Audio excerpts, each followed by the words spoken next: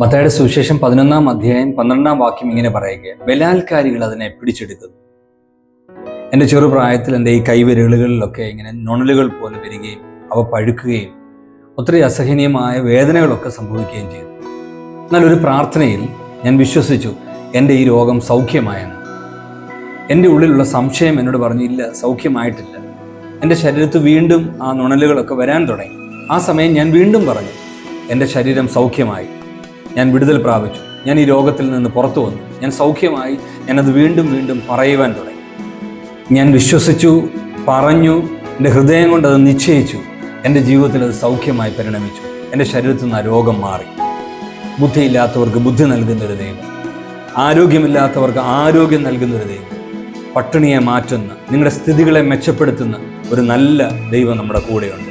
അത് യേശു പറഞ്ഞു, ബലാൽക്കാരികൾ ദൈവരാജ്യം അവകാശമാക്കും. വിശ്വാസത്തോടെ നിങ്ങളുടെ ആവശ്യങ്ങളെ മുറുകെ പിടിച്ച് വിശ്വാസത്തോടെ മുന്നേറുക.